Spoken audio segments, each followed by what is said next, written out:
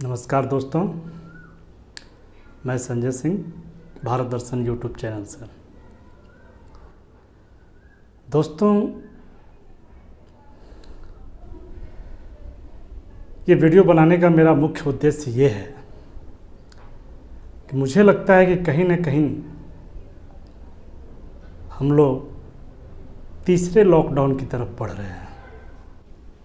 प्रधानमंत्री जी ने 14 अप्रैल को देश में लगे लॉकडाउन को 3 मई तक के लिए एक्सटेंड किया लाइव आकर।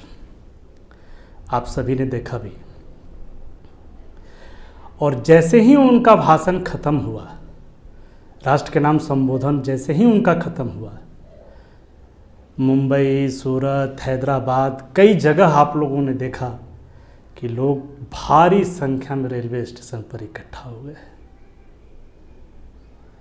ऐसा क्यों हुआ? किसने करवाया? क्या ये साजिश था या लोगों का कुछ वहम था? जिससे भी हुआ हो, जैसे भी हुआ हो, जिसने भी बहकाया हो, जिसने भी करवाया हो, ये बहुत गलत हुआ। ये संकेत देता है कि हम लोग तीसरे लॉकडाउन की तरफ बढ़ रहे हैं।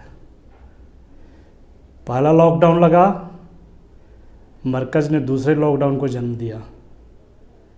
दूसरा लॉकडाउन लगा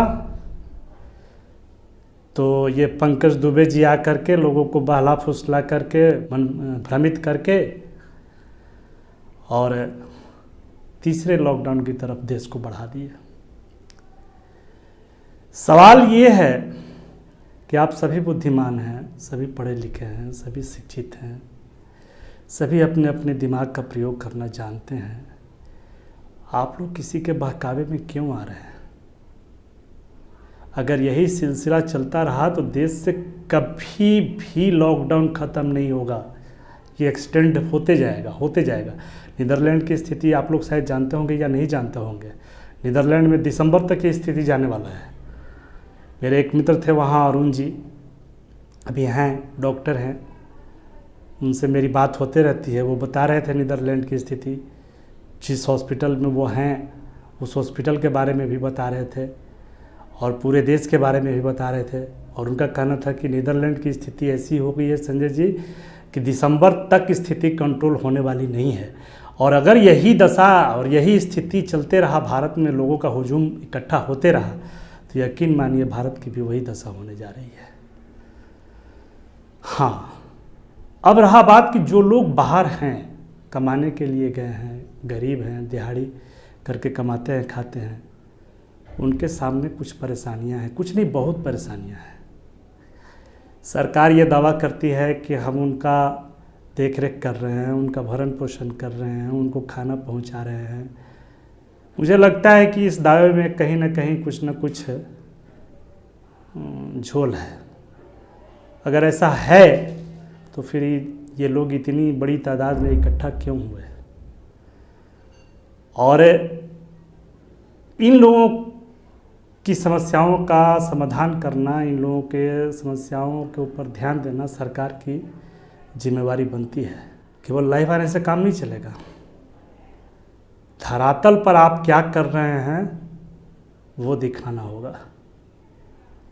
कल मैं एक वीडियो देख रहा था, पंजाब के मुख्यमंत्री जी का वो वीडियो था। नीतीश जी से वो रिक्वेस्ट कर रहे थे कि मैं आपके यहाँ से आए मज़दूरों का ध्यान रख रहा हूँ, उनकी दिहाड़ी भी इंडस्ट्रियलिस्टों से दिलवा रहा हूँ। आप ज़रा एक बार उनका धन्यवाद ज्ञापन कर दीजिए। नीतीश जी ने उनका धन्यवाद ज्ञापन करना भी उचित नहीं समझा। अब इस वीडियो में कहाँ तक सच्चाई है मैं नहीं जानता, लेकिन अगर ये सच है और ऐसा हो रहा है तो ये बहुत गलत हो रहा है। जो भी हमारे प्रधानमंत्री जी आज के डेट में कहते हैं, आज की तारीख में जो भी प्रधानमंत्री जी देश की जनता से अपेक्षा रखते हैं, हमारा ये फ़र्ज़ बनता है उनकी अपेक्षाओं पर खरे उतरे। उनको किसी भी प्रकार का बहाना हम लोग न दें, बस इतना ही जान। कल होकर के वो अपनी सफाई में ये मत कह सकें कि हमने तो देश में लॉकडाउन लगाया था, देश के लोगों ने, देश की जनता ने लॉकडाउन का पालन नहीं किया, तो इसमें मैं क्या कर सकता हूँ। सही बात है, वो तो कह सकते हैं, रिक्वेस्ट कर सकते हैं, आपसे विनती कर सकते हैं। पालन करना नहीं करना हमारी आपकी जिम्मेवारी बनती है।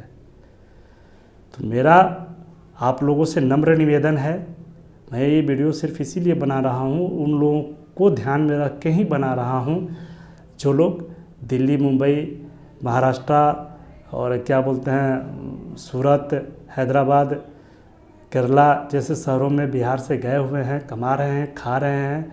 उनकी परेशानियां मैं बखूबी समझ रहा हूं। मैं खुद बाहर हूं, मुझे खुद परेशानी हो रही है, मुझे समझ में आ रहा है आपकी परेशानी क्या है। और आपकी परेशानी के लिए मैं सरकार से ये निवेदन करूंगा कि सरकार केवल बातें न बनाए, उनकी भी परेशानियों को समझें, उनकी भी बातों पर ध्यान दें। आगे आप खुद समझदार हैं, किसी के बहकावे में ना आइए, घर में रहिए, सुरक्षित रहिए और लोगों को भी सुरक्षित रहने दीजिए।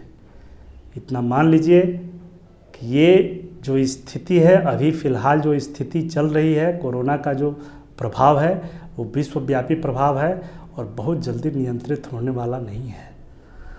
और इसी तरह से यदि हम लोग इकट्ठा होते रहे, भीड़ बढ़ाते रहे, सोशल डिस्टेंसिंग का पालन नहीं करते रहे, तो यकीन मानिए भारत कभी लॉकडाउन हटा नहीं पाएगा और इसका कीमत फिर हम ही को चुकाना भी है, ये भी समझ लीजिए।